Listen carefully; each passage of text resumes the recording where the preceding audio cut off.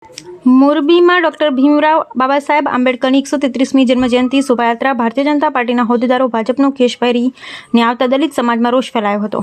રાજકીય રોટલા શેકવા શોભાયાત્રાને માધ્યમ બનાવી ભાજપનો ભગવો ખેસ પહેરી સસ્તી પ્રસિદ્ધિ મેળવવા બાબતે આવેલા ભાજપના હોદ્દેદારોથી દલિતની લાગણી દુભાતા રોષ ફેલાયો હતો। મોરબીમાં ડોક્ટર ભીમરાવ બાબા સાહેબ આંબેડકરની 133મી જન્મજયંતિ નિમિત્તે જય ભીમના નારાઓ સાથે વાજતે ગાજતે ભવ્ય શોભાયાત્રા કાઢવામાં આવી। ભારત રત્ન અને બંધારણના ઘડવૈયા ડોક્ટર બાબા સાહેબની શોભાયાત્રામાં તમામ વર્ગના લોકો જોડાયા અને પ્રતિમાને ફૂલહાર કર્યું હતું। ત્યારે આ શોભાયાત્રામાં તમામ રાજકીય આગેવાનો, સામાજિક સંગઠનોના કાર્યકરોએ હાજરી આપી હતી, પરંતુ ભારતીય જનતા પાર્ટીના પરસોત્તમ રૂપાલાનો ક્ષત્રિય સમાજ દ્વારા વિરોધ ચાલી રહ્યો છે અને અમુક ગામોમાં ભાજપ પક્ષને પ્રવેશ માટે પણ પ્રતિબંધ મૂકવામાં આવ્યો, જેમાં દલિત સમાજ, મુસ્લિમ સમાજે પણ ક્ષત્રિય સમાજને ટેકો જાહેર કર્યો હોય। ત્યારે આ ભવ્ય શોભાયાત્રામાં ભારતીય જનતા પાર્ટીના ચૂંટાયેલા ઉમેદવારો અને હોદ્દેદારો ભાજપના ખેસ પહેરી શોભાયાત્રામાં સસ્તી પ્રસિદ્ધિ મેળવવા આવતા દલિત સમાજમાં ભાગલા પડવાનો પ્રયાસ કરતા સમાજની લાગણી દુભાવી હોવાથી દલિત સમાજમાં રોષ જોવા મળ્યો। Bureau report Razak Bukhari.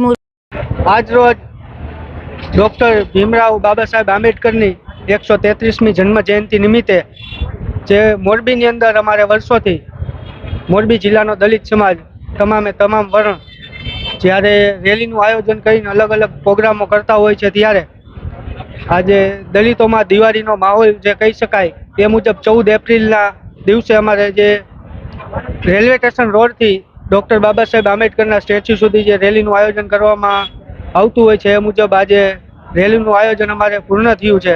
ત્યારે અનેક રાજકીય પક્ષો દ્વારા, નેતાઓ દ્વારા કે કોઈ પણ સામાજિક કાર્યકરો દ્વારા, અન્ય સમાજો દ્વારા ડૉક્ટર બાબા સાહેબ આંબેડકરના સ્ટેચ્યુને ફૂલહાર કરવા માટે આવતા હોય છે।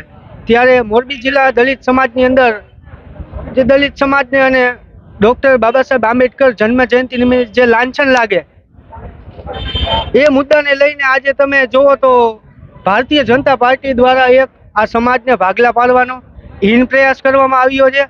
ભારતીય જનતા પાર્ટીના નેતાઓ દ્વારા, 2 ધારાસભ્યો અને અન્ય હોદ્દેદારો દ્વારા કે ભારતીય જનતા પાર્ટીના ખેસ પહેરીને રાજકીય રંગ આપવાનો પ્રયાસ કર્યો છે અને દલિત સમાજને જે આ એકતાની અંદર જે રેલી કાઢવામાં આવે છે તેને ક્યાંક ને ક્યાંક રાજકીય રંગ આપી આ ભાજપે દલિત સમાજમાં 2 ફાટા પડે એવી એક તમે જોવો તો અમારી વ્યવસ્થા ડોળાય એવું કામ એક કરવામાં આવ્યું છે। અને અમે આજે ક્યાંક ને ક્યાંક બધા આગેવાનો છે એ રાજકીય પક્ષો સાથે જોડાયેલા છે, કોઈ ભાજપ હોય, કોઈ કોંગ્રેસ હોય, આમ આદમી પાર્ટી હોય, અન્ય કોઈ પક્ષ સાથે, પણ કોઈ પોતાના ખેસ ઘરે મૂકીને આવે છે રાજકીય રોટલા શેકવાને અને ભાજપ પોતાની સસ્તી પ્રસિદ્ધિ માટે જે આ પોતાના ખેસ પહેરીને જે બુદ્ધિનું પ્રદર્શન કરીને અમારા એક સામાજિક એકતા તોડવાનો જે પ્રયાસ થયો છે, એ ભાજપને સસ્તી પ્રસિદ્ધિ આવી કરવી હોય તો એ પોતાના ભાજપના કાર્યક્રમની અંદર પોતાના સિમ્બોલથી કરે ને, પણ આ તો ડૉક્ટર બાબા સાહેબ આંબેડકરની 133મી જન્મ જયંતિ નિમિત્તે જે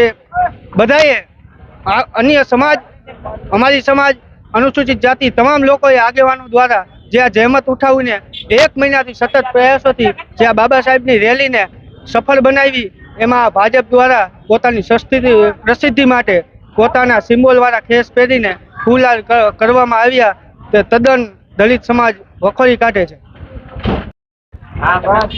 બોલો, મારું નામ નાનજીભાઈ સોલંકી, મૂળ નિવાસી સંઘ મોરબી જિલ્લા દલિત સમાજ પ્રમુખ। 14મી એપ્રિલ એટલે ડૉક્ટર બાબા સાહેબ મહામાનવની 133મી જન્મ જયંતિ જે અમે હર્ષો ઉલ્લાસથી મનાવેલ હતી, તે રેલવે સ્ટેશન, રોહિદાસપરા એવા વિવિધ સ્થળોથી ફરી અને બહોળી સંખ્યામાં મેં અહીંયા હાજરી આપેલ હતી। અને આ હાજરીની અંદર પોલીસ પરિવાર, તથા હરેક પરિવારના લોકો તથા બીજી વિવિધ સંગઠનના લોકો અને વેપારી ભાઈઓ અને તંત્ર દ્વારા જેમને સાથ અને સહકાર આપવામાં આવેલો તે બહુ કાબિલેદાદ છે, તેમને ધન્યવાદને પાત્ર। અને પત્રકાર ભાઈઓ જે અમારો અત્યારે જે સાથ સહકાર બાબા સાહેબની જન્મ જયંતિમાં જેમને બહુ સારું કાર્ય કરેલ છે તેવા પત્રકાર ભાઈઓનો પણ અમે ખૂબ ખૂબ આભાર માની છીએ। અને આ રેલી અહીંયા અમે સમાપ્ત કરી। જય ભીમ, નમો બુદ્ધાય, જય સંવિધાન, જય ભારત। મારું નામ રાજેશભાઈ કલ્યાણજીભાઈ ચૌહાણ છે। હું મોરબી જિલ્લા દલિત સમાજના સંગઠનમાં એક સમાજના એક સૈનિક તરીકે હું કામ કરું છું। ડૉક્ટર બાબા સાહેબ આંબેડકરનું દરેક સમાજ માટે ખૂબ જ યોગદાન રહ્યું છે। ડૉક્ટર બાબા સાહેબ આંબેડકરે ભારતને આપણે આખું સંવિધાન આપણને આપ્યું છે, એ સંવિધાન મુજબ દરેક આપણો દેશ ચાલે છે। એમાં મોરબીની આપણી જે પ્રજા છે એમાં દરેક 18 વર્ણના લોકો આ રેલીની અંદર જોઈન્ટ થતા હોય છે।